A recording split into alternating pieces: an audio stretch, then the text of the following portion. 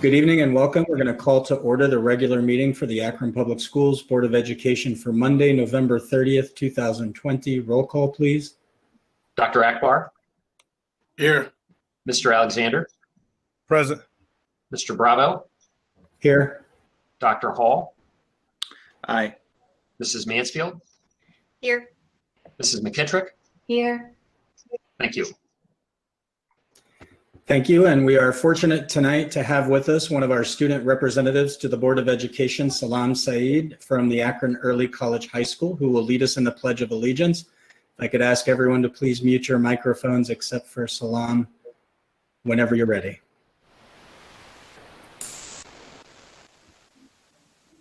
Okay. I pledge allegiance to the flag of the United States of America and to the republic for which it stands, one nation, under God, indivisible, with liberty and justice for all. Thank you so much. Our first order of business, of course, is community and school reflections. I'd like to open it up to the board if anyone has any, and because we have so many people in the meeting, if you drop me a line in the chat too, so I know you're waiting, I don't want to miss anyone. Would anyone like to get us started?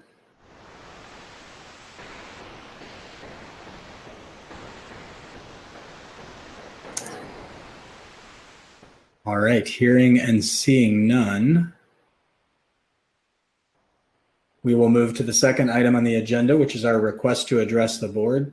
Item 1.4, we have had an addition. Mr. Reynolds has requested to address the board, and Mr. Reynolds, whenever you're ready, Mr. Pendleton will help you keep time. Thanks for being here tonight.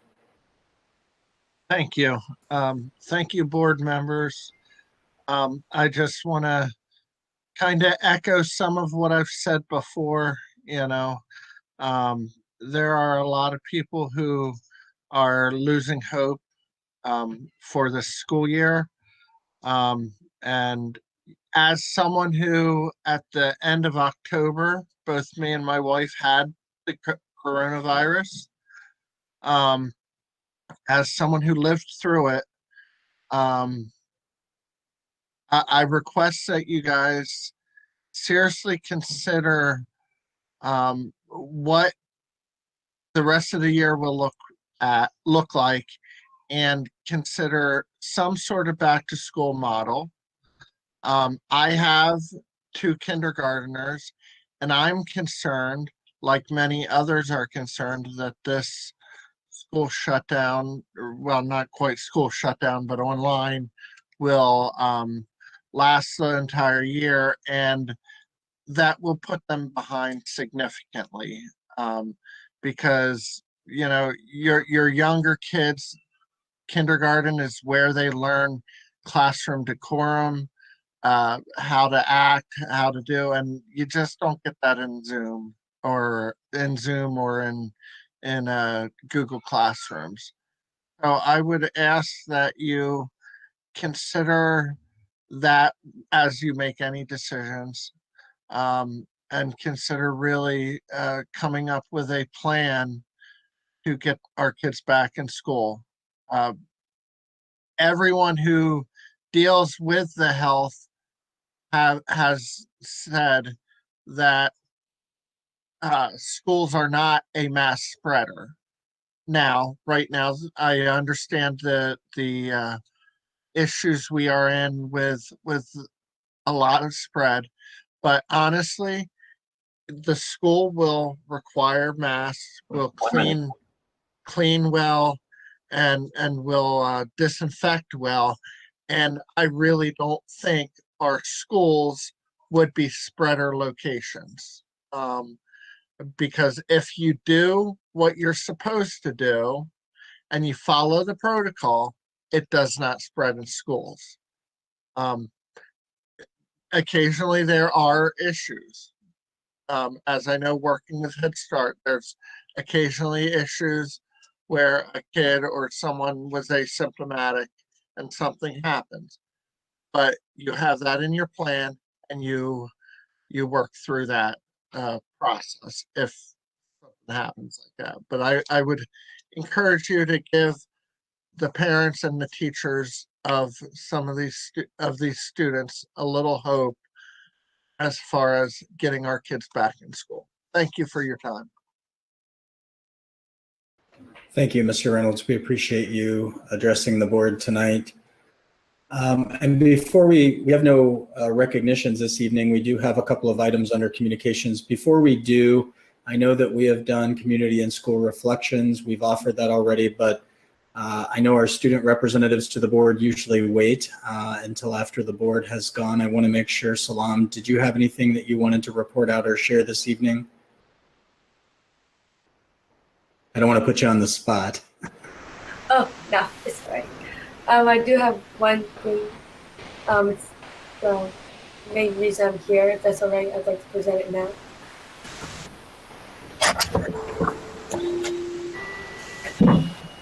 Okay. Oh, I can begin now? I'm sorry, I can't hear you very well.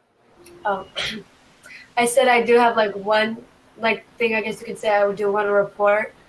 Yes, please go ahead. Oh, all right, thank you. Okay. Hello, everyone. My name is Sanam Said, and I am a junior at Akron College High School, and I want to become a nurse practitioner. This is my third year serving on the student board.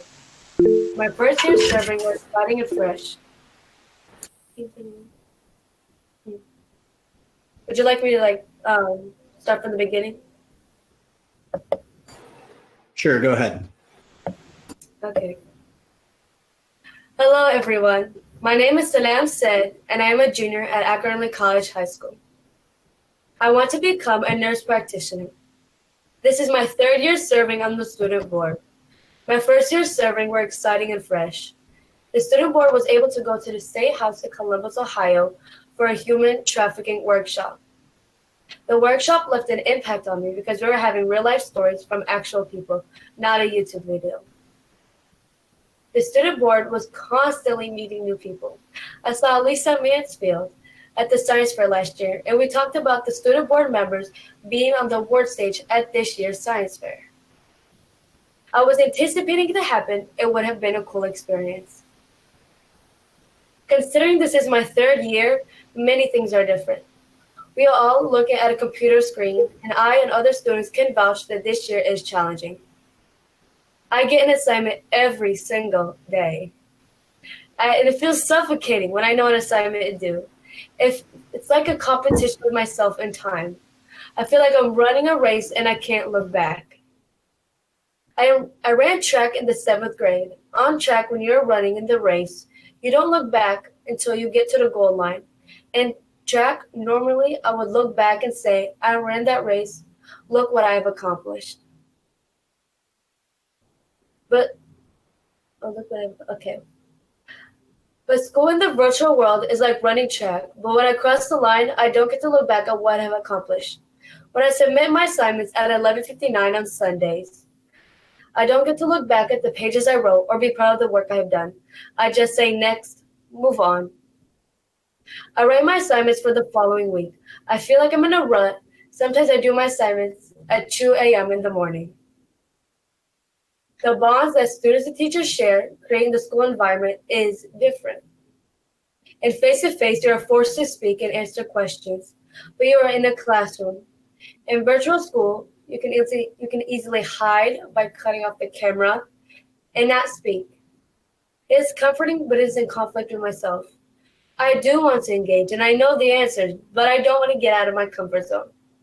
It is easier to have my cup of coffee with my hair messy than to turn on the camera. Honestly, each kid is different. There are no permanent solutions, but there are temporary suggestions. Number 1, is there a way that only teachers can see the students' answers in the chat box? Sometimes students are afraid that they have the wrong answer and they don't want to embarrass themselves in class. Decide what answer to say, and the students can avoid being embarrassed. I feel more students would participate in this way. Number 2, students and teachers need breaks, even if it's an hour.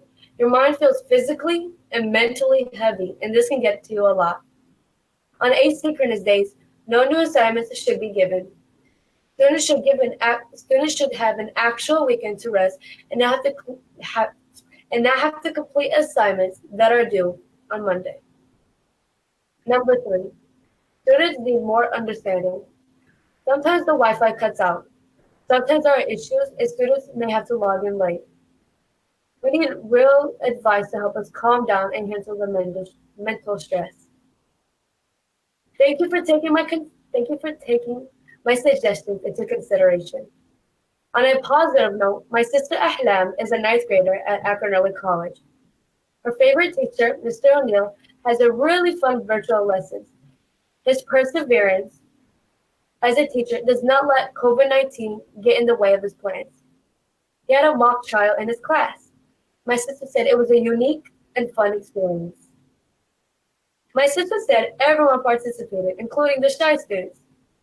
My sister won the mock trial. She was a prosecutor. On the behalf of the student board, we look forward to our virtual meeting with the board members on Wednesday, and the student board wishes good health to all students, staff, and their families. Thank you. Thank you, Salam. We always appreciate hearing from you and really appreciate your perspective today and the questions you ask. I was taking a couple of notes, and I'm sure others were as well. Appreciate the suggestions. All right, for communications under section 3 of your agenda, we do have a couple of things this evening. So at this time, I'd like to turn it over to Assistant Superintendent Dr. Ellen McWilliams-Woods, along with our Instructional Policy Committee for our College and Career Academies of Akron Middle School Master Plan discussion. Thank you very much. It is wonderful. Hold on one second. I think we lost Miss McKittrick. Okay. I'm back. Sorry, I'm having bad luck tonight. All right. Thank you. Glad you're back. Sorry, Dr. McWilliams-Woods. Go ahead. That's absolutely fine. This is the world of this remote education and remote meeting. So we're all learning to be flexible. So we're very pleased to be here tonight, and our Instructional Policy Committee members will wrap up at the end with some comments. But we're here to give you just a short recap from our presentation, our special board meeting just a few weeks ago, that we focused deeply on our middle school transformation. And we have quite a few partners here that are our major funders and strategy partners and implementation partners that I'll introduce towards the end of our segment to thank them for all of their efforts as we move our high school, college and career academy concept to the middle school to make sure that our students are prepared. So I'm going to turn it over to Mr. Black.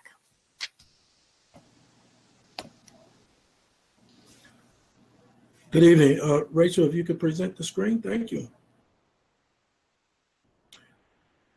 Tonight, you guys are going to hear from the glue of the middle school transformation.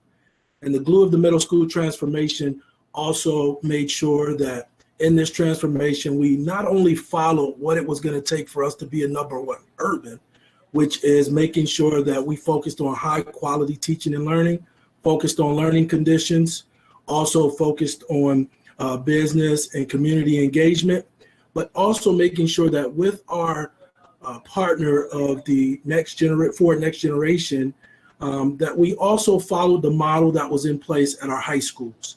And the model that was in place in our high school, all high schools also focused on transforming teaching and learning, focusing on the learning conditions, and ensuring that our students had more civic engagement. And we're going to first turn it over to who we call our convening partner, and that is the Akron Foundation. And with the Akron Foundation, John Garfalo not only helped us mend this together, but he also went over and beyond to help us partner with other nonprofits and local businesses to ensure that our students at the middle school had a authentic next generation view of what they can do to be learners in the next generation. So I'll turn it over to John Garfalo. Thank you, Mr. Black, and I must say it's been indeed a pleasure to work with you and the rest of the APS staff on this endeavor. Good evening, school board. On behalf of our board and staff at Akron Community Foundation, let me first say how much we value our partnership with the Akron Public Schools. When we were first approached with this opportunity, we knew immediately that it was a space that we wanted to be in. One of the reasons being that we have a great relationship with over 500 nonprofit organizations in the community. And with our involvement, we were able to bring together many of those nonprofits to be part of this middle school transformation process. We realized, and next slide, Rachel. We realized that it was important for us to be involved in the co-design of the business engagement model, as well as to remain active as a member of the executive committee, which I've had a great pleasure of doing so over the past 12 to 14 months. And finally, ACF feels very strongly about our commitment to the schools, that we are proposing to fund a full-time partner broker position to be the link between the nonprofit community and the middle schools and the school system as a whole. Our board is actually meeting this coming Friday to approve a second installment payment towards this commitment, and it will be fully funded come next spring. So we are thrilled to be at the table. We are thrilled to be a part of this initiative, and we look forward to the future of what the middle school transformation holds. And we appreciate the opportunity to do that. With that, I will turn it over to Tamiko. Thank you, John. Good evening, board. As you've seen in our master plan proposal, through the collaborative work with community businesses, nonprofit organizations, students, staff, and building leadership, we've identified 3 overarching themes that drive our work. Those 3 themes are instruction, habits of mind, that I've been fortunate to chair, climate and culture, led by Yvonne Culver, and social emotional learning, led by Megan Mannion. So to begin our instruction and habits of mind work, our team collaborated the expertise of our key stakeholders and coupled it with the amazing work found in our elementary schools, IB programs, STEM programs, and new tech to construct our proposal that will support our version of the portrait of the graduate. Rachel, you can go to the next. I'm sorry. To transform instruction, this group believes that it is best accomplished by what we ask our students to wrestle or inquire during their learning process, and to challenge them to do something with their knowledge. In IB, we ask students to use their newfound knowledge to think global, but act local to improve their local communities.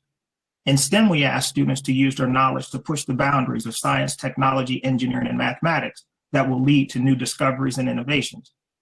In new tech, we instill in our students to use their knowledge to not only transform their lives, but to enhance the lives of others around them. All of these examples are being planned and taught with an emphasis on inquiry or problem solving, but more importantly, creating a sense of action. Taking action is not only limited towards gaining acceptance into higher educational institutions, joining the military, or earning the most competitive wages, but to serve on boards, volunteer in your local community, and to start or support a nonprofit organization. To help our students better understand the community in which they live, we have identified service learning as an essential element of our model.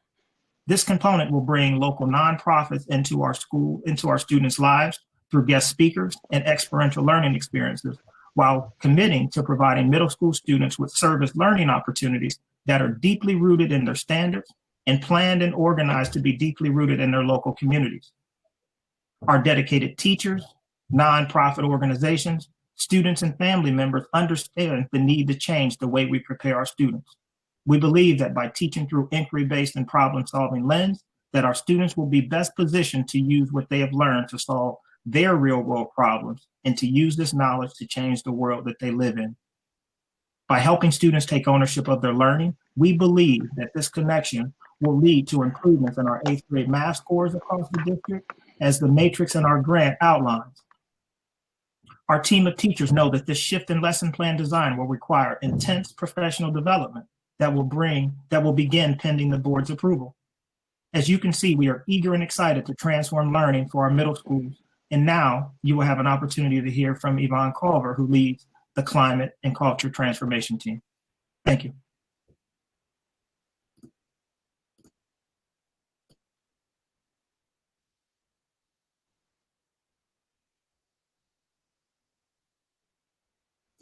Yvonne, you're muted.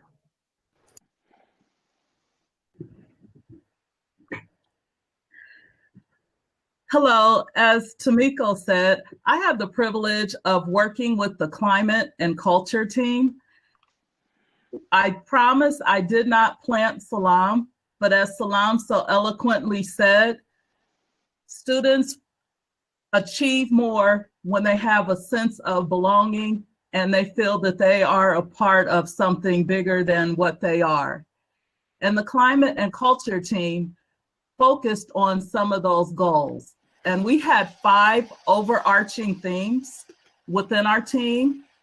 One was creating a welcoming and inclusive environment. 2 was providing and promoting equitable opportunities. 3, maintaining open communication, and that's two-way communication and collaboration among students, personnel, parents, community, and the Board of Education. Number 4 was establishing building-wide, clear, and consistent expectations for behavior. And number 5 was creating and sustaining positive relationships.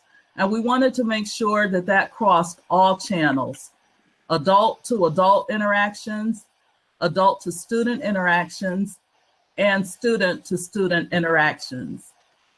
We realized that in order to do that, there are several things that we are going to have to do, and part of our plan includes cultural development so that we are able to honestly and openly see where we are and, more importantly, learn how to grow. We also wanted to make sure that we are truly treating our families as our educational partners and hearing from our voices and incorporating those messages. And we wanted to make sure that our teachers and our staff understand that they are a significant part of our climate and culture, and that they too have a voice, they too are heard, and that they too are filled as they consistently pour themselves into students on a daily basis. And as we talk about the individual needs of everyone involved at the school, you can't do that without looking at some social emotional learning.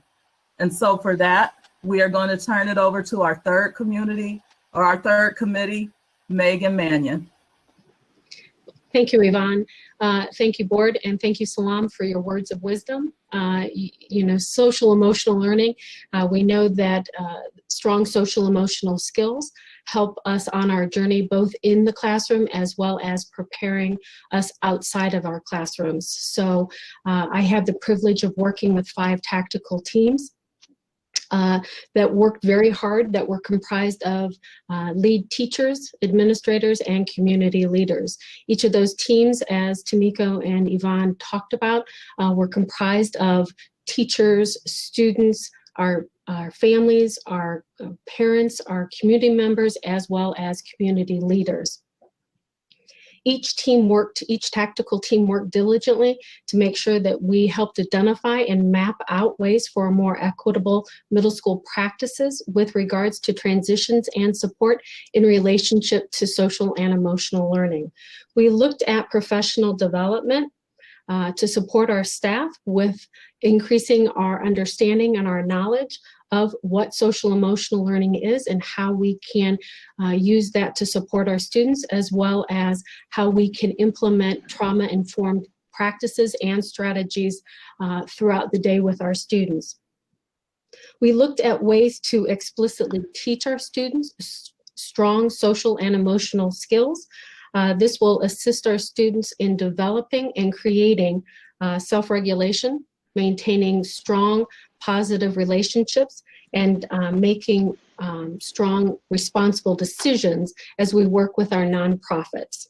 Students on our committee were very vocal in making sure that student agency was talked about. And so we do appreciate our board member, our student board member, making sure that she demonstrated that this evening.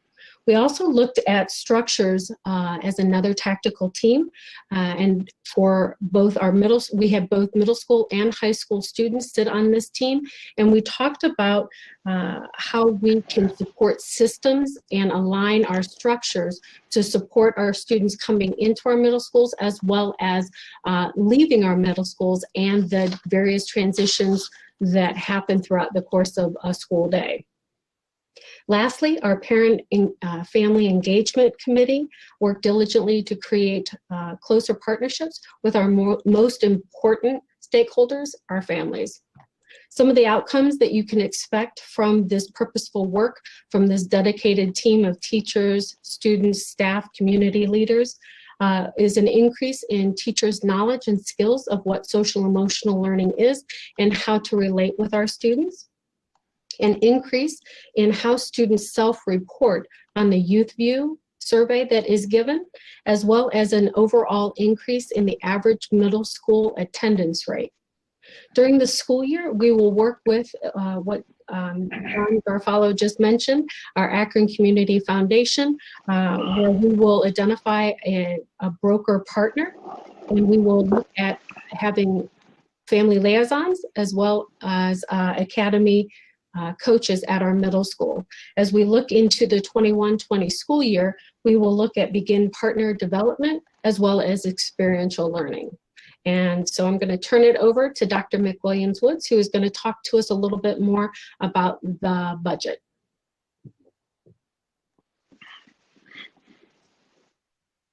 So you've heard from our three leads and our three themes on the middle school college and career academy, and you can tell that the major focus is this connection to the community and working on our own social emotional learning, building those relationships, and making sure that the climate in our middle schools is supporting students and empowering them and their voice.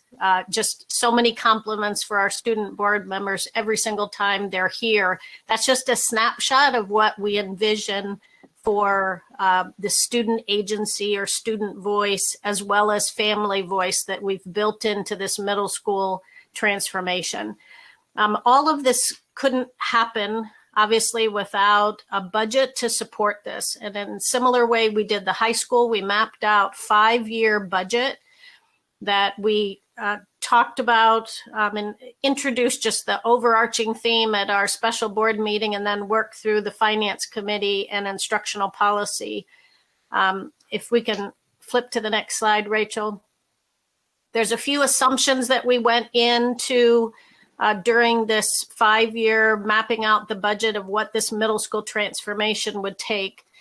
Obviously, we're in a situation that we'll hear later on tonight about our 5-year forecast, and we're hitting a very critical point in this district. And so we knew we had to not put a strain on our local general fund money to support this transformation, particularly when we were looking at this critical point in our budget and looking at a potential levy down the road, that we knew we had to look at partnering with foundations to help support this work. We also looked at repurposing current money that we have to figure out how can we maximize what we currently have and shift money around, and then actively identify reductions as we were shifting those funds. You know, what could we stop doing? What could we now reclassify some funding to help support this middle school transformation? Ultimately, though, we knew we needed to make sure that after all of what our students have gone through, particularly this last year, we can't shortchange our students, and we did not want to get off track with this significant nationally recognized college and career academy transformation. And so that was our commitment. Next, Rachel. So the big idea of why this is so important and we couldn't get off track is this is the process and the methods that we're using to raise student achievement. We are wanting to make sure that we're keeping our innovative college and career academies on track with the high quality teachers, raising the bar with higher level courses built into this transformation. And you heard quite a bit about providing that mental health mentoring and that wraparound support for our students and families so that every single graduate is ready to move right into college, into career, or into the military. And ultimately, we're doing this as a central part of the workforce development in this community. And that's why we have the key partners that we have who are so critical to this transformation. So the high level review of the 5-year forecast budget, and these are the figures of new money each year. This isn't the total program budget. This is the actual every year over that 5 years, how much new money are we gonna need to infuse? And this is what actually goes into the 5-year forecast then, the general fund portions of this. So the total 5-year forecast budget of new funds to support this is a little over $3 million. 1.779 of that is private grants and foundations that I'll talk about in a minute here.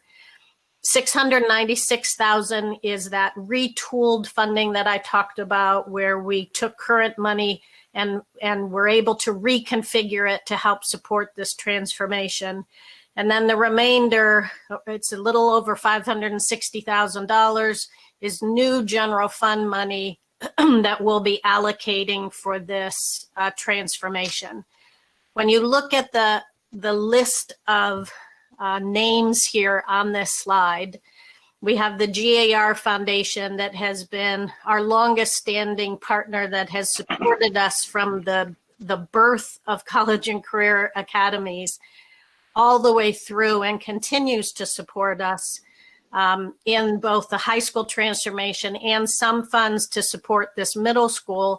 And as you know, a huge support for our elementary essential experiences and continued support of our elementary college and career academy strategies. The Martha Holden Jennings Foundation is our central funder for our middle school transformation from the beginning, supporting our master planning, and then throughout now implementation for middle school. You've already heard about the Akron Community Foundation's involvement in the master planning process and the funding for our partner broker. And then I was pleased to be able to announce that instructional policy, that we received new funding from the Hewlett Foundation for $1.5 million for this next year from December to December to support the middle school transformation. And then the Chan Zuckerberg Initiative, also another $1.5 million to support our elementary work and some middle school and some of our diversity, equity, and inclusion work in the district. So the combination of this, these incredible partners are supporting our middle school transformation. I'd like to recognize Dan Keenan from the Martha Holden Jennings Foundation, who is on in this meeting, and Kirsten Toth from the GAR Foundation, who is also in the meeting. I'd like them just to say quick welcome and explain why they're supporting this initiative. Dan, you want to start? Sure. Thank you. Thank you, Ellen, and thank you to the Board of Education and to David as well. So Jennings Foundation is thrilled to be a partner with Akron and to invest. And to us, it's important that we have great models in Ohio because we know that terrific work is taking place here, and particularly for students who represent what Ohio public schools are about. It's about leveling that playing field and creating equitable circumstances. And so what we've always loved is the body of work of Akron schools. There's really three things that come to mind to me. Is the first is very transparent about your priorities, and the priorities are clear, that you want students to know that they matter and you want their learning to matter to them. And that to us is just invaluable, having that priority. But then you take it and you align your work to that is the second thing. So it's not just having that priority and being transparent about it, but everything that you do, the deliberate nature, the detail that takes place, the research is just phenomenal. And we know that just wanting something to happen is different than wanting to happen and taking that next effort to align your work. And then the third thing that I think is really special that makes this a great investment for us is you're a great model for exactly what you're asking the kids to do. You take every facet of your community, every resource, and instead of using a deficit model for challenges, you take a value-added approach. And we appreciate that greatly. You look at how each community member, community partner, employee in your schools, students themselves can contribute towards the goal, and then you put it to work and align that as well. And to us, that's kind of some of the special sauce that we see.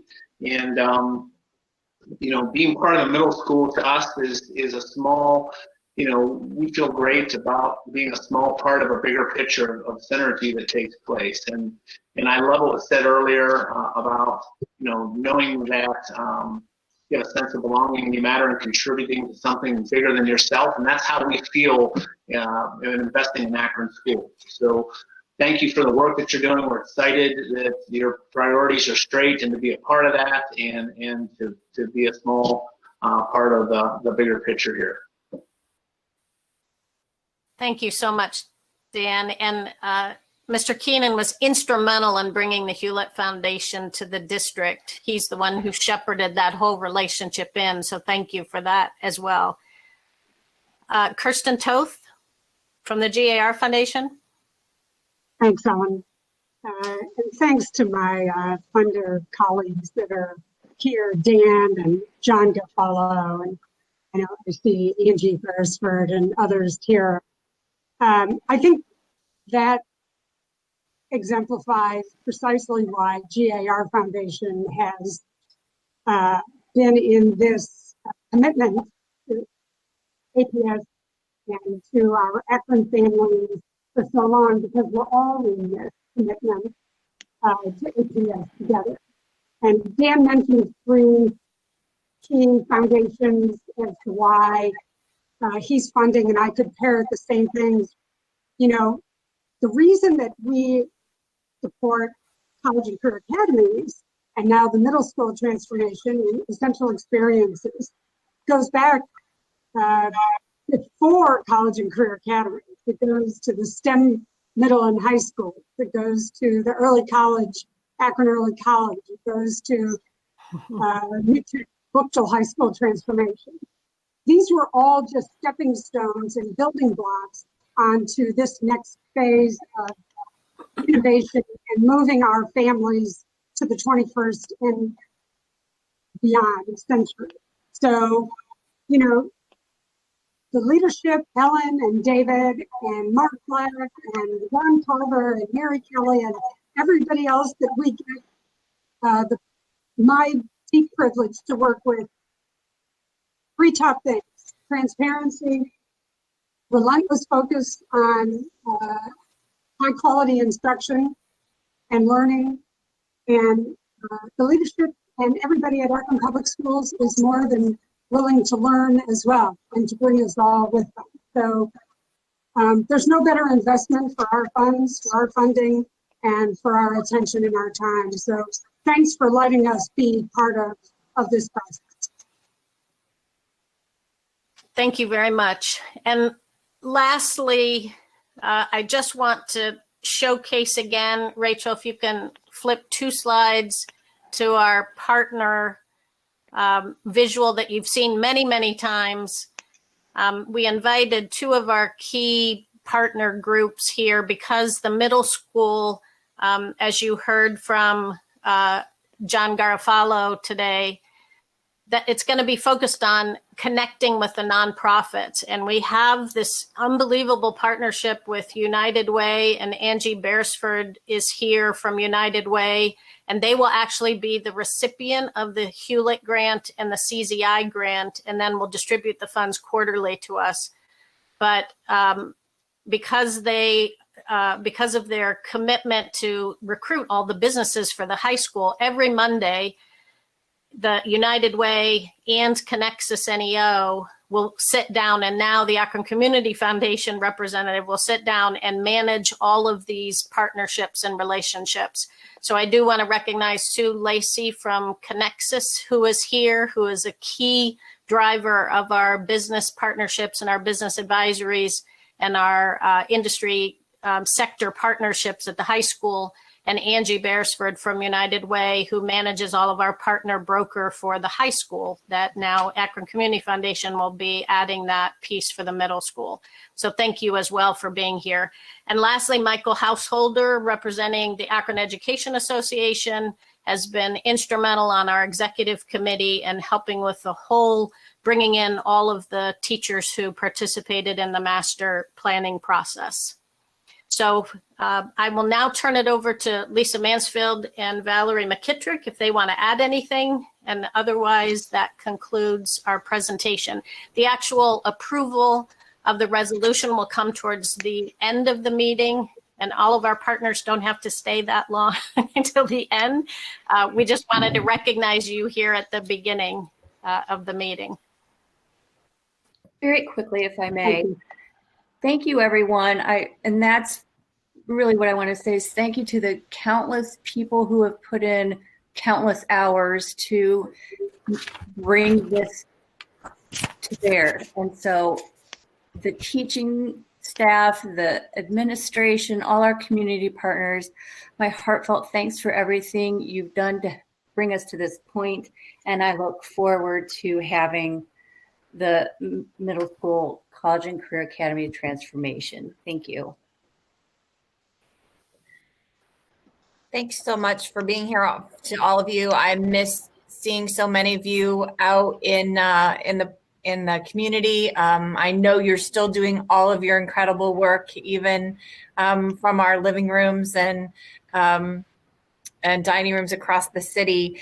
Just a few things that really stood out tonight: the idea of service learning, the sense of belonging, and family and student voices, such exciting things to hear, and building of strong, positive relationships.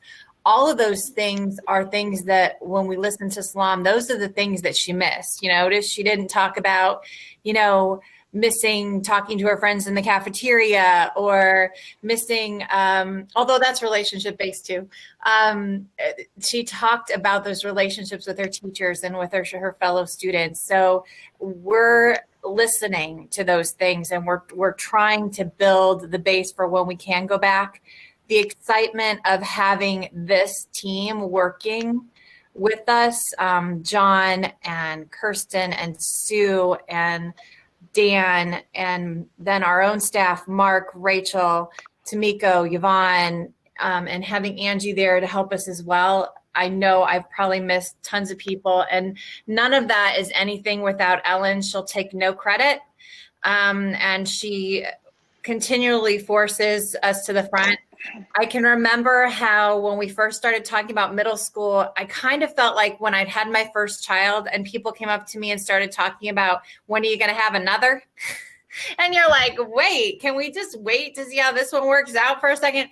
But this team is not waiting. We're like right in it, continuing to build and to grow and to innovate. And there's no resting on laurels.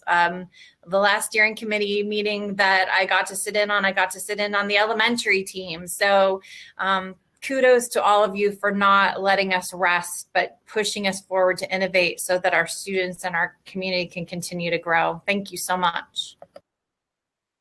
To pick up there too and echo, I don't know that I could say it better than Mrs. McKittrick and Mrs. Mansfield, but I also want to say thank you to the board, the GAR Foundation, the Martha Holden Jennings Foundation, Akron Community Foundation, Hewlett Foundation, and our partners, Connexus and Michael Householder and Pat Shipe at AEA, and to all of our staff. It can go without saying that we couldn't do this without you, but I think it needs to be said that we couldn't do what we're doing without you. leadership, to Dr. Ellen McWilliams-Woods and Dr. James for the vision and the leadership. And I think, you know, the funders that are here tonight, those that aren't, the partners that are here this evening, and those that aren't, I think is really what sets Akron and its peers who are embarking on this initiative apart. And we're taking it even one step further, and what we've been able to put together here, or what our staff has been able to put together here. And so I just want to take the opportunity to say thank you. We really appreciate your support and your investment in this district and in our students. So thank you very much. We appreciate it. Thank you very much. Yeah, Mr. President, before we move on, this is Dr. Hall. I just had a quick question / comment, if I may. Absolutely. So again, you know, I can't say any more eloquently than Mr. Bravo, Ms. Mansfield, Ms. McVicker have. But my question is actually for Mr. Garofalo. So, you know, as I sit through board meetings, I try to listen with, you know, kind of the public ear and think about as I'm listening to things, what questions would I have? And so your organization is funding a position, that partner broker position. And so while I understand what that position is, I think it'd be great for the folks who are listening, you know, and the public to kind of hear you sort of unpack it a bit more and kind of talk about that role and how you envision sort of why you chose to fund that position sort of doing from a value add standpoint. Again, because I think that's an extra step that we definitely appreciate. So I want to give you that platform as well. Sure. Thank you, Dr. Hall. I think it's really the connectivity that we offer to the community and to really open up these students' eyes to thinking about a career in a nonprofit organization. I mean, I've been in nonprofits ever since I graduated from college 34 years ago, and nobody really taught me what it meant to work for a nonprofit organization, or that there was even a career path in that field. So that's why we thought this was a great connection, because we have the connections with the nonprofit organizations, and that connectivity is so important to getting these kids turned on to a true passion that they may have that they may not know exists until they learn about this experience. So that's why we decided to throw our head into the ring and join forces with APS to do this. Thank you. Thank you. Dr. Akbar? Yes, I don't have a question, but I just wanted to echo everyone else's sentiments and thank John, Kristen, Dan, Sue, and I think Angie. I think I got everybody right. I can't say some people's last name without messing it up, so I'm like, I can say the first names. But thank you very much for you and your organization's commitment to Akron Public Schools and to our students in this community. You know, Akron is a great place to live, work, and play.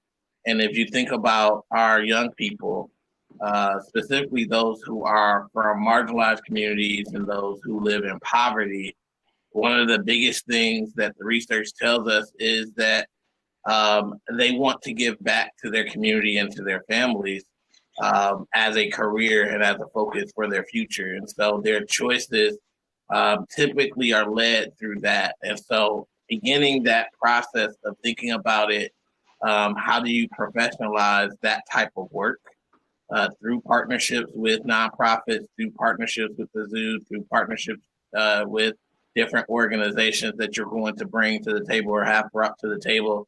I think it's going to literally transform our young people's lives to not only do things that they can do in the future, but something that they probably will end up doing and beginning to commit their lives to service at a very early age. So thank you very much for your partnership. Thank you very much for your commitment, John, and your organization for funding the position.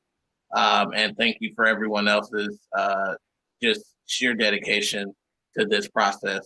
Hats off to everyone involved. Dr. McWilliams-Woods, who won't ever take any credit, and Mr. Black and Mr. Hatcher, and everyone else. I'm probably missing some people, but I'm just in awe. Thank you. Thank you, Dr. Akbar. Dr. McWilliams-Woods or committee, anything else on this topic? That's all for tonight, Mr. President. Thank you so much. And thank you again to our partners. You're more than welcome to stick around for our 5-year forecast, but please don't feel obliged if you have other things to do this evening. Thank you again for joining us. Thank you. At this time, we're going to move to the next item on our agenda, the moment we've all been waiting for. We're going to turn it over to Mr. Pendleton and his spreadsheets, and we're going to talk about our 5-year forecast. Mr. Pendleton. All right. Are you able to see the 5-year forecast slide back there? Okay. Is it the presentation view, I hope? Yes. Okay, wonderful. Thanks to our partners in that setup in terms of understanding the ever-changing nature of school finances. And I think what prides me no more than to work with this board and community and partners is the framing that the finances really never get in the way of what's right for kids. And that's really the guiding light that is really humbling to work with. So hopefully that reflects in my spreadsheets or lack thereof in this presentation. Just really quick, in what are required to present to the board is a 5-year forecast, which serves as a tool to assess the school district's financial health. You're well aware that the district has 2 components to this. It's the historical and projected financial data, which we won't get into a lot of numbers, more about trend analysis, high-level results, and then the notes or significant changes and or assumptions. So we're going to talk about the assumptions a lot today because, as you well know, we're in pretty unprecedented times. So for the agenda for the 5-year forecast, overarching goal of showing this financial clarity. Kirsten talked about one of the initial goals they had or has been through the whole process was transparency. And I think through the board finance committee of the whole, and the return to RAP committee, this financial clarity and transparency has been steadfast throughout. Second, we're going to talk about the impact of COVID-19, and then there's the assumptions, and a heavy caution on assumptions. That's where we're going to spend the most of our time today. And then finally, we'll talk about future levy needs and hopefully framing that for future discussion. Before we get into the spreadsheet, the next slide, spreadsheet. COVID-19 has been, I'm sure all of you are reflecting the same, has been the most significant change to a set of circumstances that is very disruptive to families, disruptive to being a parent, disruptive to producing financial data and guiding principles around money so that sound decisions can be made throughout the board. This is by far the most significant. And I'm often reminded from my father, who's a retired superintendent, and I've talked to Superintendent James about this, that superintendent and board decisions, they resonate for a really long time. Like 7 years when you're talking about an academic program or middle school, college, and career academies. And so this is going to resonate for a really long time. Finance tends to be a lot shorter than this. We're going to talk about what COVID-19 has done to disrupt that stability and talk to you about some of the long-term implications of the finance. All right, this is the worst spreadsheet I have, Mr. Bravo. So I'm going to jump right to the end where everybody does in the 5-year forecast. If you already got the package today, you've gone to the bottom line, you say, how much cash do we have? Can we make it another year? I'll make it really simple. I know it's busy up top, but if you look at the top under fiscal 2021 in May, this was the May 5-year forecast, we talked very openly about a $15 million deficit. Remember, set the stage what was happening in May. We just started this global pandemic. We had just received word that there was going to be in upwards of 5 to 10 maybe even 20% budget cuts with the potential shutdown. We weren't really understanding how much federal stimulus dollars we were going to get. A lot of uncertainty, right? And then fast forward to today, in the bottom half of the screen is the November 2020 forecast that we're submitting tonight. And the delta of lessening that deficit by the tune of 13.2 some odd million dollars. And we're going to walk through some of those impacts. And you're all in luck. This isn't going to be hours-long presentation. Probably should be, but it's going to be relatively brief, because what we talked about at Finance Committee, and I think we're all understanding, is these assumptions, these questions that we need to constantly ask and you're constantly debating in the board, are driving our finances just the same. So we're going to be reviewing this 5-year forecast every month.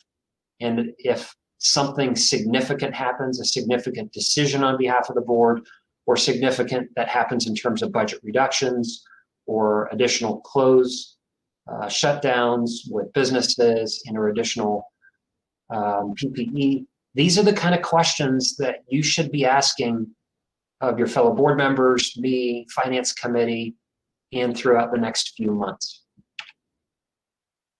So let's walk through a little bit of what the impact of COVID-19 has on our current finances. These are the two columns, are the two various pots of money that we've received that have been federal stimulus, and call them federal, state, and local grants, not including those of which we talked about tonight, which are really dedicated towards programming about assisting us through this time.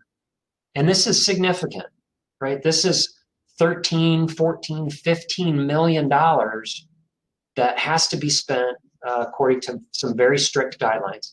The first and the largest amount is the ESSER funds, which you've seen. And those are the dollars we've received, about 10.7 million, about $1.8 million spent in FY20 or last school year, and another $1.2 million spent this year. Well, why haven't we spent more of that 10.7 million? Remember, that's the most flexible pot of money that we have, can last us till September 2022. So 2022, these funds are good for.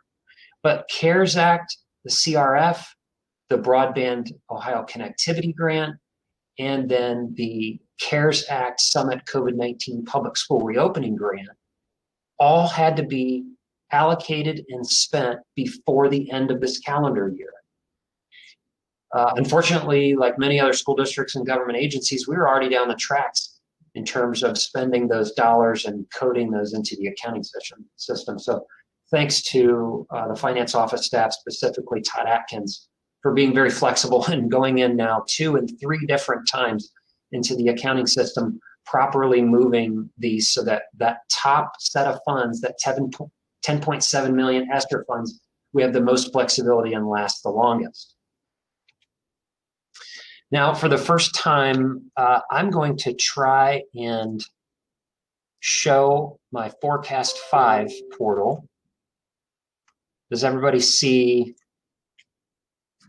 Forecast 5? Yes. Okay, wonderful. Right, this is the first time, so I'm pretty excited about this, the tools that are available as we dive deeper into the Forecast 5 toolbox here.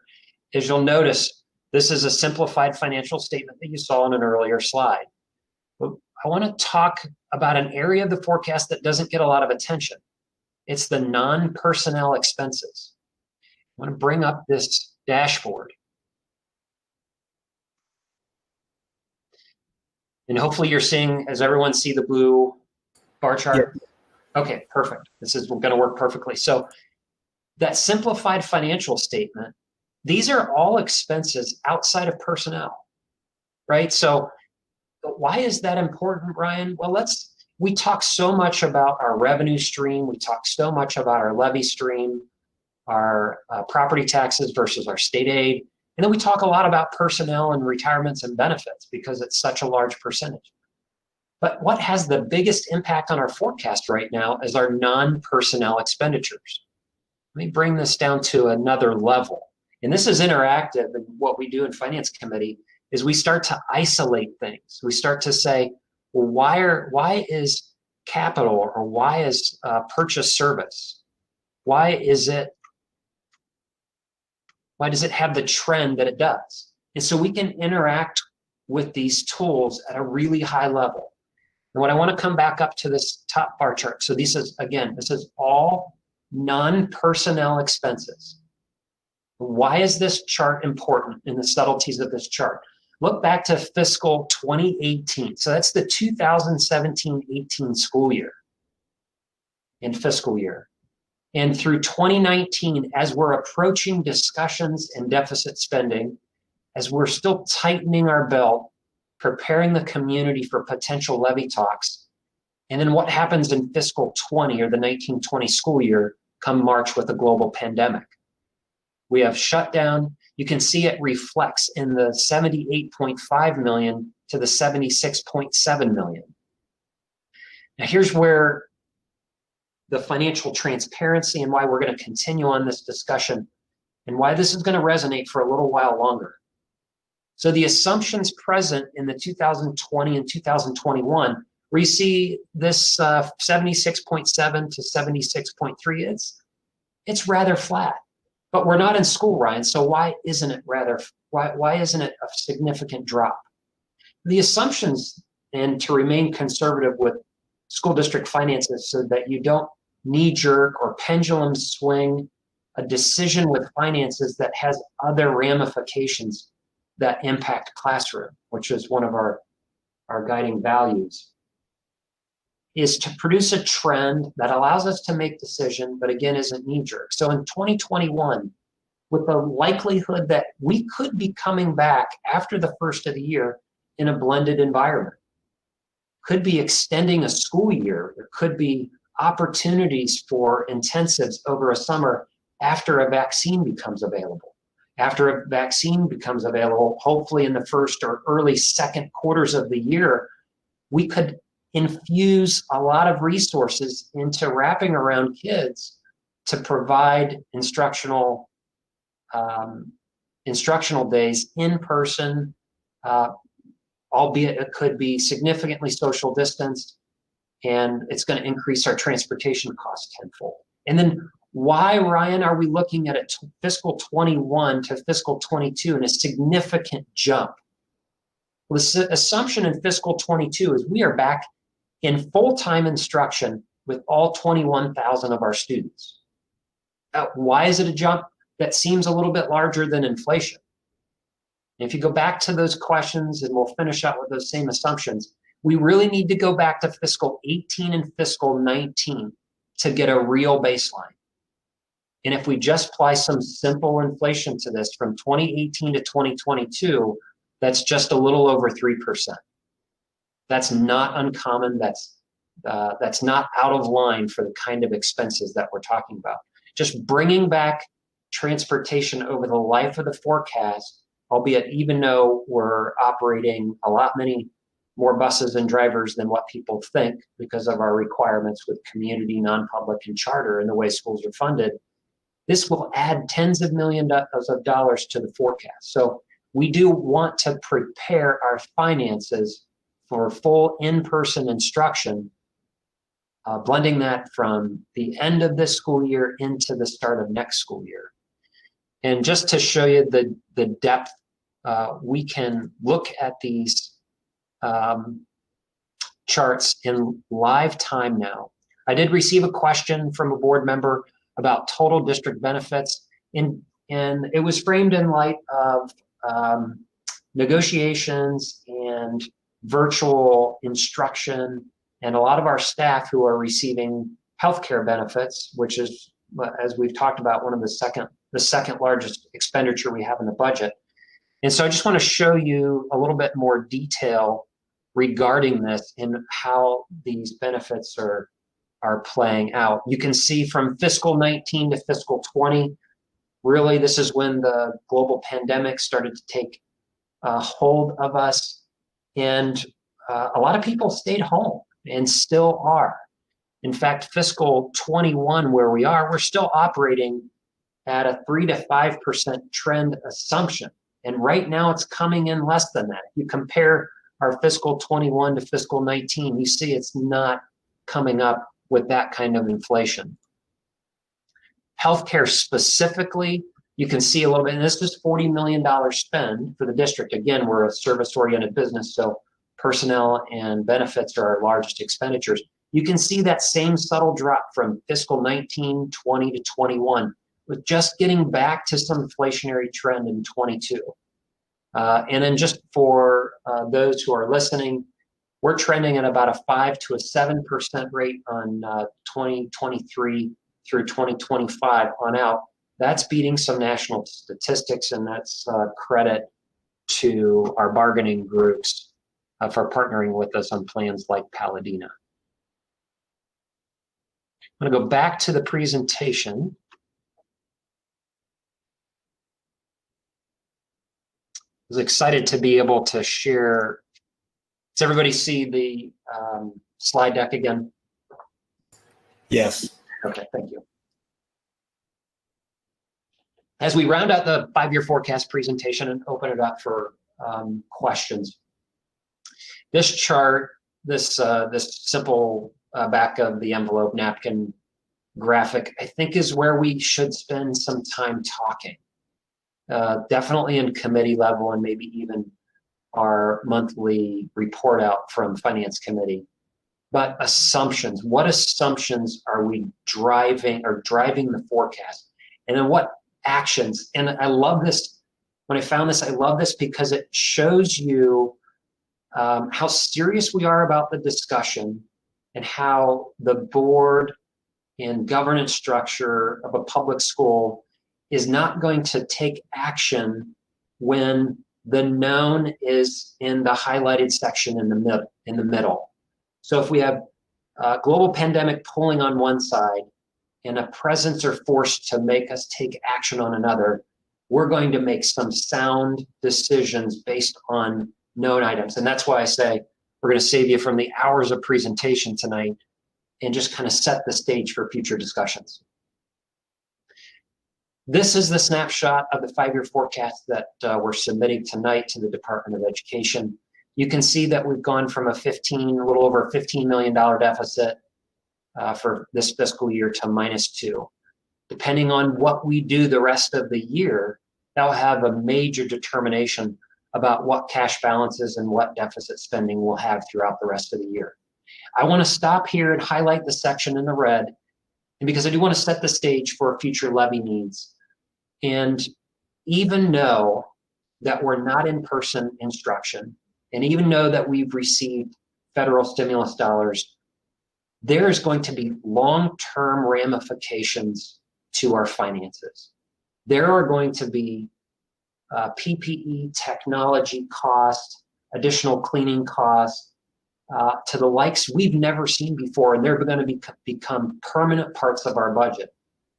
Remember that ESSER funds, that large pot, the $10.7 million, there's been no reauthorization of additional monies.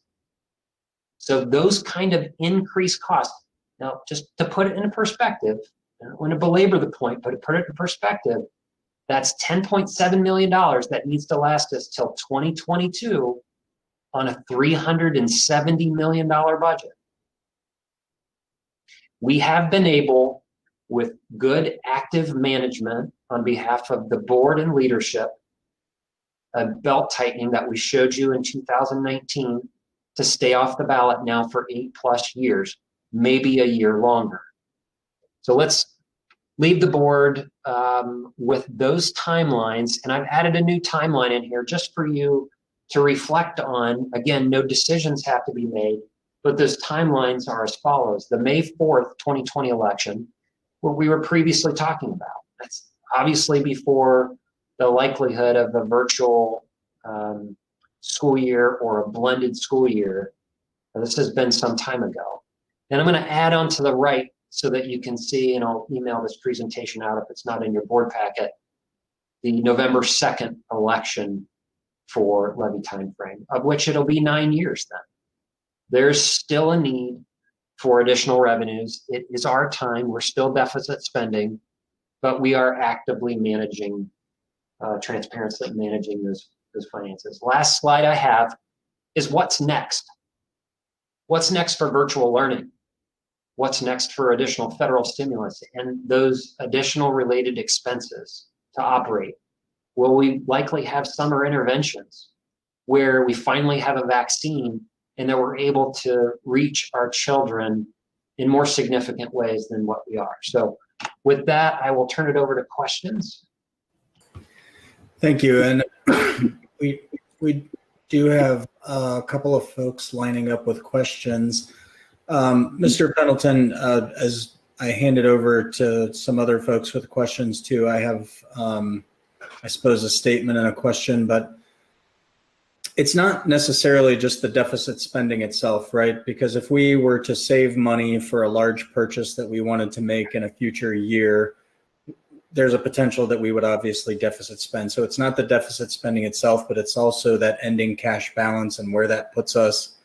And we notice in your forecast, of course, that there is a future year coming up where there really is sort of a cliff with or without levies in place. And I wonder if you might talk about that just a little bit, and also our cash reserve policy and where our current 5-year forecast puts us. And finally, as a follow-up to that, we have, well, I'll let you start there, but I also kind of, well, I'll let you start there. Okay. And then follow up. So the cliff and the cash reserve policy, thanks for mentioning both of those. As you know, the most important line item in the 5-year forecast for those who are watching in the board is that revenue surplus or deficit. And in your materials, you see that even though we trim that deficit, we are still deficit spending pretty significantly next year, you know, to the tune of about 12.8 million. But you start to look out in odd years and we're deficit spending 23 million and 30 million, reaching into our cash reserves. And so that sets the stage for your next question is our cash reserve policy currently stands at a recommended practice of having greater than 10% to our overall budget and spend. And so we do violate that cash reserve policy. It's not a shall and steadfast in the policy, but it is a recommendation that not only that we engage the board, but the community in those discussions long before that happens so that we're not doing that. That's only two school years away. And you all know a levy cycle, you know, any levy that's passed in 2021 doesn't collect until January of 2022. So it is very relevant to be talking about an operating levy now when we technically violate that cash reserve policy in the 22-23 school year, not just 2 years away, with only $30 million in cash on our books. And that's a segue into my follow-up, and then I'll hand it off to Mr. Alexander and Dr. Akbar. Given the pretty substantial disruption that COVID-19 is having on operations and finances, how often, we typically bring this 5-year forecast, at least publicly, twice a year in May and October. We know that you keep more of a real-time view. Would you envision that we would be sort of revisiting the 5-year forecast a little more frequently over the next year or so, given the disruption that's going on? We definitely will. I would say we do review this every month. We've included some new slides in the monthly financial report that has the simplified financial statement right there in the early part of that document. And then we did talk about a larger state of the schools in terms of finances, about having that this month and partnering with the superintendent. I think we're going to add that in January or February so that we know a little bit more of the assumptions that are having an impact to our forecast. So definitely we will be sharing this more often than not. Thank you, Mr. Alexander, and then Dr. Akbar. Thanks, Ryan. That was a very good report as usual. And we know that in the past we have had to cut, and we've cut according to what we needed to cut, and we've also cut to a point where we were almost down to bones. And we can't cut bones and be able to survive. With the forecast you're given today, and this is just so the public can have a clear understanding, without it, what can we do with our finances at this point? Or is there anything else we can do to help move forward without having to do anything drastically, or without having to put a levy on? Mm-hmm. Unfortunately, with the way the state of Ohio schools are funded, and you all know the efforts that we're taking with the General Assembly, is every school district has its time, whether it's 3 years or 5 years or sometimes 10, depending on if it's a high growth district or low, or whether it's dependent on the state or local more. Ours on average is about every 6 years. When we look back over, I think the last 30 years that we've talked about, we've extended this 1/8, likely 9. So as far as that value, Mr. Alexander, of transparency, efficient government spending, efficient metrics, we hit the marks. We really do hit the marks. It is unfortunate that when we go back to the public, sometimes it is viewed as we're not hitting marks. But I stack up our efficiency ratings from transportation to operations to spending per pupil to anyone. I think our staff does an amazing job of that. But I think the most important thing to this, Mr. Alexander, is doing just what we're doing tonight and through Finance Committee, is continually sharing our story, sharing where we're spending this PPE money on, whether it be getting technology in the hands of students and hotspots, to making sure that our equipment and technology is leveling the playing field and supporting instruction. So I think that's what we knock out of the park, frankly. Right.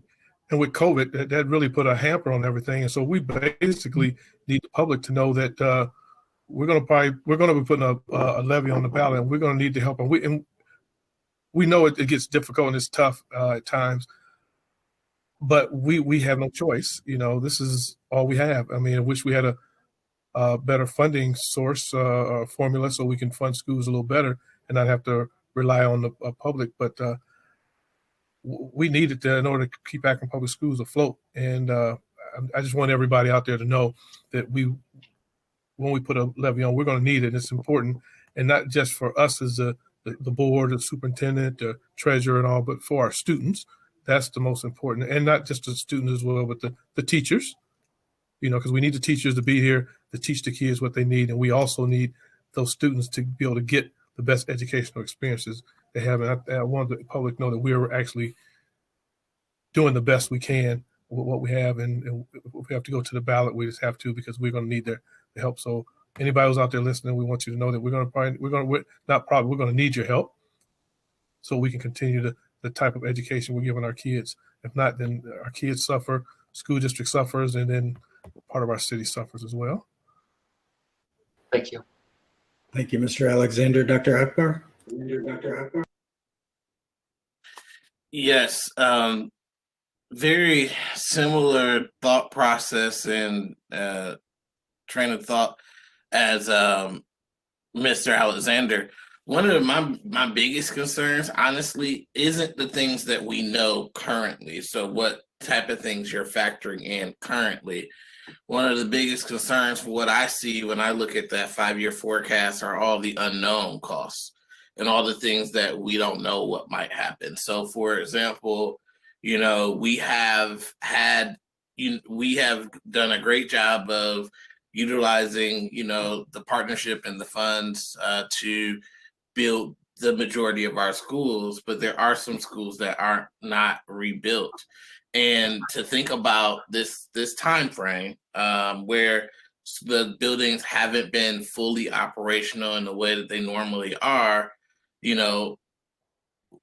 I'm wondering if deferred maintenance on some of those major items that are needed in certain buildings, if that's calculated into this forecast, and if so, how does that factor in, considering all the schools that with the things we know they need, and those things that may just come up, those big ticket items that we talked about, a few months ago that one of the schools needed.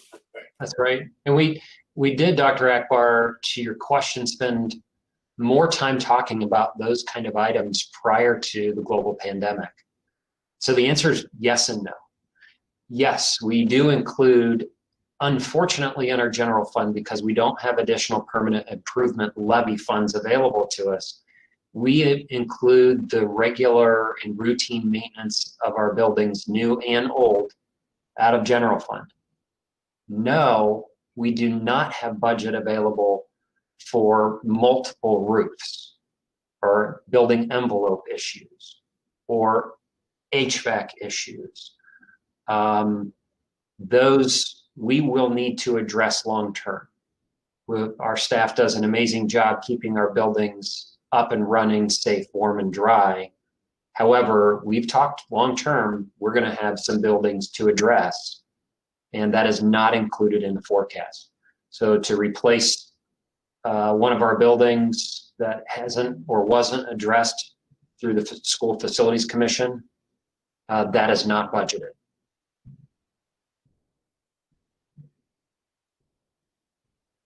Okay, thank you. Yeah, I appreciate that. And you brought up in your report about the need for a levy in the January 11th date for the first resolution. That is around the corner. And I'm not concerned about it. Well, I am actually. I don't even want to lie about that. That's probably not the best word for me to use because I am concerned. I think that's actually our organizational meeting date. And I'm just wondering if just as we move forward, maybe in the next week or so, if you could just give the board that timeline you just gave, and then maybe we need to have a retreat, not just to talk about the levy, but to talk about the levy and maybe even just all these other things about the unknowns that may come up and things we need to prepare for in the new year, plus a recap from this year. I think Patrick and I briefly talked about that this morning. So, yeah, that's kind of nerve-wracking. Through our finance committee meetings. And then, you know, there's two places in my presentation that you mentioned and what you're most concerned about, what's not listed on the forecast, right? So from March and May forecast to now, there's been so much more information that we've gleaned about this and how we're operating. And I do believe that over the next few weeks and into early January, that will be telling as well. But that's why I included the November election timeframe in here, because I do want the board not to feel as if it's being forced to put a May initiative on, and be able to, in a sense, if we can balance the budget for this school year, in a sense, we bought ourselves a year, right? Remember, so we were, just a real highlight from that busy slide up front, we were minus $15 million. And now we're sitting at a -2 deficit spend. Some of these unknowns regarding our decision of in-person or blended learning are going to have major implications on our finances. That being said, our financial position is a little improved, but still deficit spending. So wait and see, continued discussion, obviously, but that's why I wanted to include the November 2nd election on there. Good, thank you. I didn't see anyone else, but is there, well, wait a minute. McKittrick. Ms. McKittrick? Thank you, Mr. President. Just a quick comment. I know we talked about how our deficit spending went from 15 million to 2 million, but I want to reassure people, because it's been suggested that one of the reasons we're keeping kids out of school is as a cost-saving measure.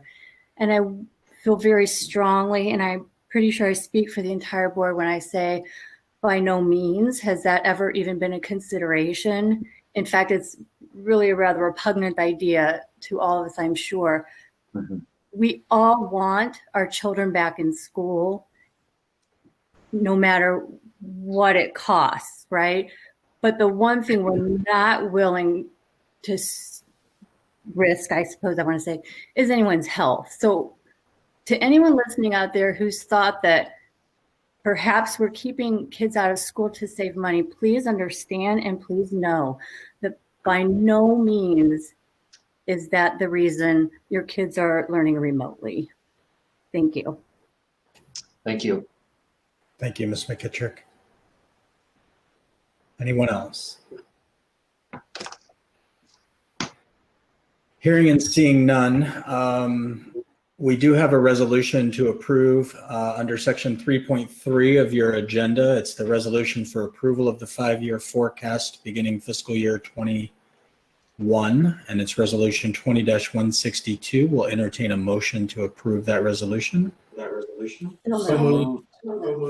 We have a motion from Dr. Akbar and a second from Ms. McKittrick. Mrs. McKittrick, any comments, questions, or discussion?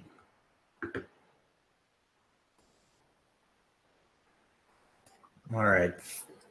Hearing none, roll call, please. Mr. Alexander? Yes. Mr. Bravo? Yes. Dr. Hall? Aye. Mrs. Mansfield? Yes. Mrs. McKittrick? Yes. Dr. Akbar? Akbar? Yes. Thank you. Thank you. Our next item is approval of the regular meeting minutes for Monday, November 16th, 2020. We'll entertain a motion. So moved. Second. Thank you. A motion from Mrs. McKittrick, a second from Mrs. Mansfield. Any comments, questions, or discussion on the minutes? Hearing and seeing none, roll call, please. Mr. Bravo? I muted too quickly. Yes. I muted too. Yes. Dr. Hall? Aye. Mrs. Mansfield? Yes. Mrs. McKittrick? Yes. Dr. Akbar? Yes. Mr. Alexander? Yes. Yes. Thank you. Thank you. Superintendent's recommendations, personnel. Mr. President, I wish to recommend approval of the personnel recommendations presented in categories 5 through 16. Thank you. Do we have a motion on the personnel recommendations? So moved. Second. Thank you. A motion from Mr. Alexander, a second from Mrs. McKittrick. Any comments, questions, or discussion on the personnel recommendations? And seeing none, roll call, please. Mr. Bravo? Yes. Dr. Hall? Aye. Mrs. Mansfield? Yes. Mrs. McKittrick? Yes. Dr. Akbar? Yes. Mr. Alexander? Yes. Yeah. Thank you. Thank you. Next, Mr. President, I wish to recommend approval of the resolutions and motions presented in category 21. Thank you. Do we have a motion for the consent agenda items? So moved. Second. Thank you. A motion by Mr. Alexander, a second by Mrs. McKittrick. Any comments, questions, or discussion on consent agenda? Hearing and seeing none, roll call, please. Dr. Hall? Oh, I got to go first this time. Okay. Yeah, aye. First time ever. Aye. Mrs. Mansfield? Yes. Mrs. McKittrick? Yes. Dr. Akbar? Yes. Mr. Alexander? Yes. Mr. Bravo? Yes. Now, you know, a little fun fact, once upon a time, it used to be an alphabetical order starting with A and going to the end every single time. And Mr. Pendleton, when he started, discovered that in the event of a split board, it would always make the person whose last name was last in the alphabet the ability to have the tie-breaking vote every single time. So if you'll notice now, just a fun fact, he rotates it. It's always in alphabetical order, but it always starts with the next person in alphabetical order. So just a little fun fact for you. And to That's that, awesome. That's thank awesome. you, since I'm last alphabetically, I appreciate that. I'll mix it up, Dr. Hall. Thank you, sir. All right, and finally, Mr. President, I wish to recommend approval of the business affairs recommendations presented in category 23. Thank you. Do we have a motion? So moved. Second. Thank you. A motion by Mrs. McKittrick, a second by Mr. Alexander. Any comments, questions, or discussion on the business affairs items? Hearing none, roll call, please. Mrs. Mansfield? Yes. Mrs. McKittrick? Yes. Dr. Akbar? Yes. Mr. Alexander? Yes. Mr. Alexander? Yes. Mr. Bravo? Yes. Dr. Hall? Aye. Thank you. All right.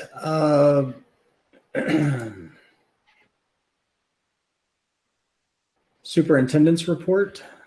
Yeah, several items this evening, Mr. President. One is Governor DeWine signed House Bill 404, and part of that included extending the authorization for the boards, including public school boards, to continue to have virtual meetings. That was supposed to expire tomorrow.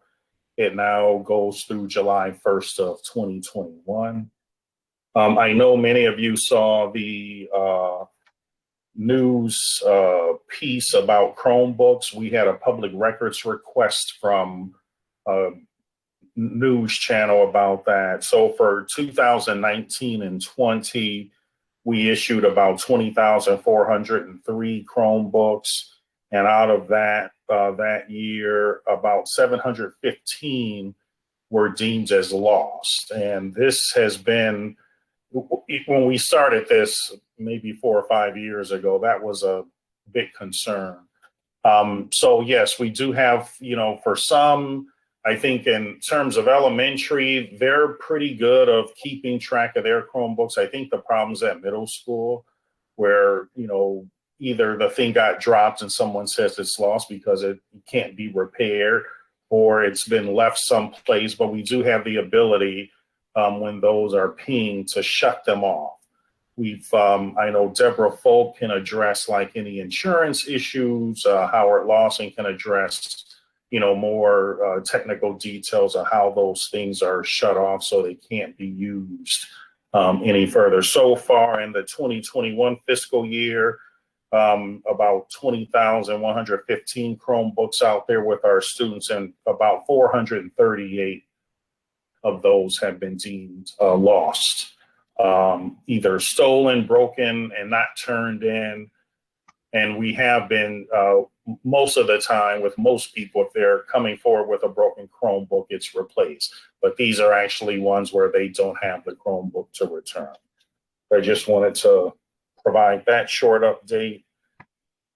The next one regarding COVID, I did send out correspondence and some information to the board regarding athletics, postponing the actual start of more of our regular season games. There were 3 that had been previously scheduled, so I let those go. We also got our rapid COVID tests in, and that testing actually starts this week. And so we're trying to keep our kids in their respective bubbles and reinforcing the things that they need to be careful of when they're not with us, after hours, to make sure their seasons, don't get interrupted. I can say that we have had, some issues with, I know one of the latest ones was a coach, I think, who had a sibling who got COVID. And that caused one of our teams to have to isolate, because of their proximity to the adult and not necessarily a student. So when Summit County came out with their stay-at-home advisory, we thought it would be prudent to, postpone those games that weren't scheduled until after that advisory expires. I believe that's December 16th.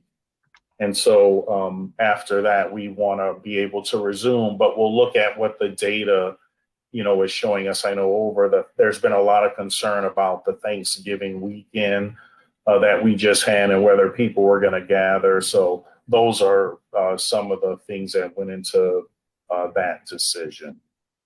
The other one is our Remote Plus, looking at starting, postponing the start of that. We were going to start actually today with that. But again, conferring with Summit County Public Health and some of the things that we were seeing, these high rates of infection. And now, Summit County, Stark County, I believe Medina County are all on the watch. So we could go into the purple category as early as this week, but we'll have to see how that goes. So at a minimum, looking at doing the Remote Plus in January. I know I'd like to thank Dr. Hall for sending some additional information. I shared with him, and I'll send that to the board later this evening, kind of a draft piece where we could make some decisions about how we're going to go. So for instance, in the purple zone, it would be 100% remote instruction. In the red zone, as long as we're not like on the watch like we are now, it could be more of the Remote Plus. In orange and yellow, there really, to me, is not much of a difference between the two. And I think we should look at a blended model. Our decisions will need to be whether, if we're going to do that blended model, what's the level of infection in the community? And from all the research that, we've seen, kids under 10 aren't necessarily, it's not that they can't get infected with COVID, they can, but they don't have the serious symptoms that people over 10, particularly adults, have. And so those are some things that, we have to really look at in terms of, if we, at one point we propose bringing back or trying to bring back our, kindergarten through second or third grade students.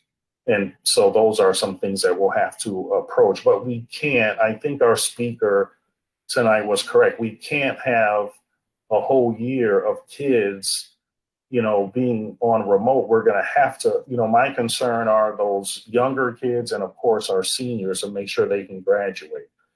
So we may have to look at, as Ryan pointed out in his 5-year forecast, a summer period where we may have to offer some services to our students. So I hope to be able to send something to you all in advance of our next board meeting. And then after we get back, looking at, with our Remote Plus, looking at where we then transition from there.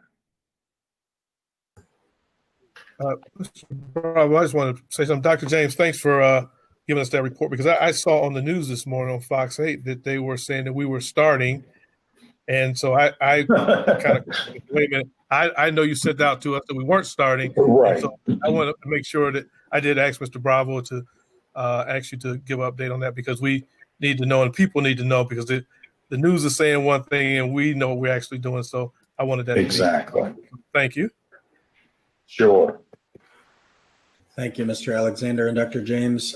For my report tonight, just a couple of quick things. Many of you will notice, and certainly the public that's watching may notice, that Ms. Autry is not here with us this evening. She did touch base with me yesterday evening, and unfortunately her father has passed away. And so she is working through that with her family at this time. And so we just want to send out our thoughts and our prayers to Ms. Autry and her family, let her know that we're thinking about her, and that we'll make sure that she stays up to speed on everything we're doing here, but did want to let everyone know that. For the benefit of the public, even more so than the board, we have finished our evaluations for the year as of our last meeting. We completed Mr. Pendleton's evaluation. Just a reminder to our board, those were our summative evaluations. Our formative evaluations will take place after the beginning of the new year. And so we'll keep you posted on that as we move forward. On our superintendent search, just want to draw your attention to Mr. Horton's emails to the board. He has sent out some additional information, including the revised timeline, as well as the doodle poll that we discussed during our last special meeting. So if you could please take time and complete that so that we can start to put dates on the calendar, at least holds on the calendar. Mr. Pendleton also sent me the contract and salary information that we spoke about during that special meeting. And so I'll be forwarding that on to all of our board members so that you have a good perspective of where we are currently as we start to talk about where we're going. And then spoke with Dr. Akbar today, and I'll be sending it, the advanced APS document back to him for review after we finish consolidating our notes, which hopefully will be tomorrow. And then that will go back out to the board and to senior staff to plug in some holes and for some edits so that we can finish that portion as we prepare for our upcoming meetings on the superintendent search. That's it for me. Treasurer's report. Just a quick update that House Bill 305, Senate Bill 376 is entering its final 2 weeks of testimony. We'll be issuing testimony between the House and the Senate, and House in the morning, Senate in the afternoon, with a wrap up and closing in the Senate tomorrow. There's talks potentially of a vote in the House for committee and possibly the whole on Thursday. So stay tuned to that and I'll keep you posted. Any contingency plan for current weather? Driving down tonight, so I don't have to mess with the snow in the morning. No, the testimony will take place regardless.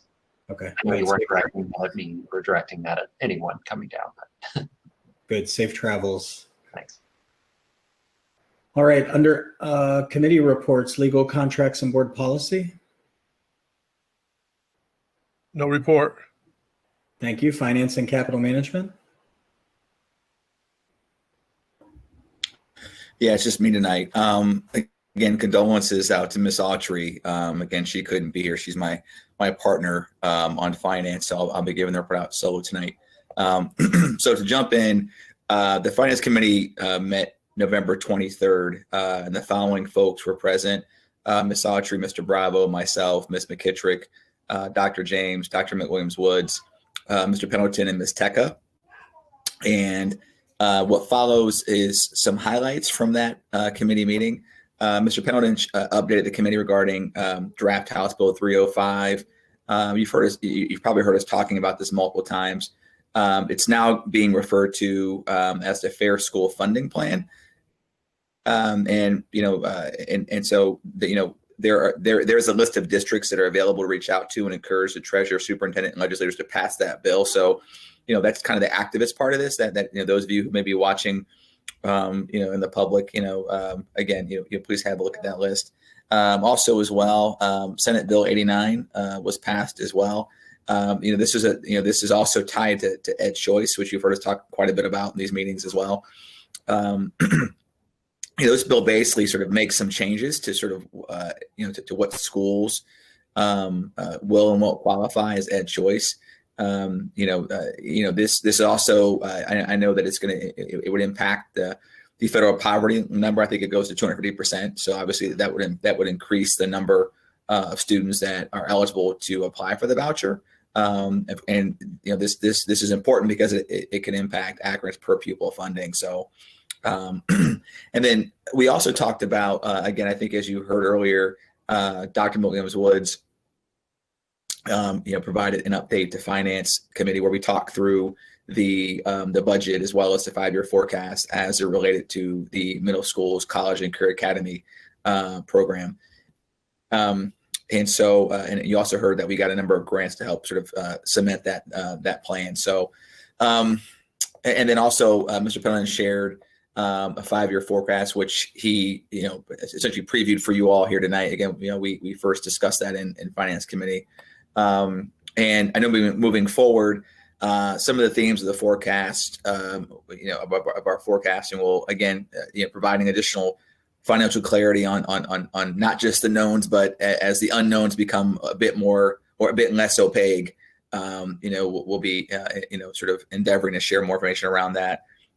The impact of COVID-19, and one thing I'll say to that is one of the things that we didn't talk about tonight that I'm sure we'll have to talk about moving forward is that, as vaccines become available, we'll have to sort of start to think through, those vaccine costs, are anywhere from $3 to $37 per dose, with varying degrees of side effects and whatnot. And so I know that this board is going to have to figure out, along with Dr. James and his team, sort of, what role, if any, does APS have in helping to address some of the costs as relates to that vaccine, and what do we do from a policy standpoint around around students and teachers getting that vaccine. I know that, and we all know that there are a number of folks who, for whatever reason, are opposed to getting any sort of vaccine. And so as we sort of start to think through, our plans in January, as this vaccine begins to come online, it's going to create even more items for this board, and along with Dr. James's team, to really be thinking about, and how that impacts us both in the short, medium, and long term financially as well. So that would conclude the Finance Committee update. I'll see the floor back to you, Mr. President. Thank you. Instructional policy and student achievement. No further report. Thank you. Under item 29 on our agenda for unfinished business, we do have the College and Career Academies Master Plan. The board has been requested to adopt that. So at this time, we'll entertain a motion for approval of the College and Career Academies Master Plan for middle school. So moved. Second. Thank you. We have a motion from Mrs. Mansfield, a second from either Mrs. McKittrick or Mr. Alexander. Not sure who came in first. It was a photo finish. Any comments, questions, or discussion before we vote on the middle school plan? Yeah, I've got a comment, Mr. President, if I may. Sure. So yeah, I mean, I want to thank Dr. McWilliams-Woods for spending the time that she took to ensure that the board members, several of us who are new, were up to speed and kind of in the loop as to sort of how this has sort of the history, and then also sort of both current state and sort of where we're going. So there's a cadence of meetings that she sort of made us aware of and has invited us to help ensure moving forward that we stay in the loop because that's important as well. So want to thank her for that, for investing the time. It's in several of us who needed a remedial course in some of this. So thank you. Thank you. Anyone else?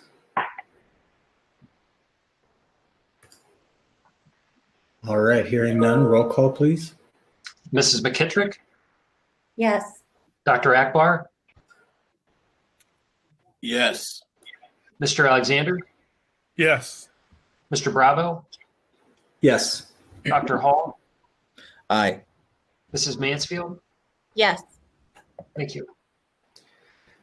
Thank you. And there is a need for executive session tonight pursuant to Ohio Revised Code Section 121.22G2 to consider the sale of property, and also Revised Code Section 121.22G3 to meet with board legal counsel to discuss disputes involving the board and or the school district that are the subject of pending or imminent court action. So at this time, I'll entertain a motion for executive session. So moved. Thank you. We have a motion from Dr. Hall. I believe we had a second from Mrs. McKittrick. Yes. Thank you. Roll call, please. Dr. Akbar, Yes. Mr. Alexander, Yes. Mr. Bravo, Yes. Dr. Hall, Aye. Mrs. Mansfield, Yes. Mrs. McKittrick. Yes. Thank you. Thank you. We're going to head over to executive session now. If everyone could remember to exit out of this meeting, and we'll be back momentarily.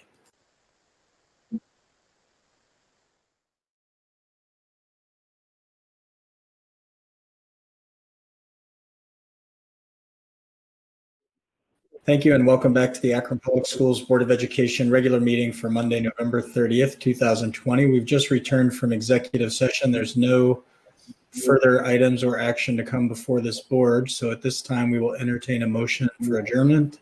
So moved. Moved. Second. Wait, duly noted. We'll pick them out there. We have motions and second for adjournment. We are adjourned. Thank you all. Have a good evening. Good night. Everybody have a good night. Good Good night, evening. everyone. Good night.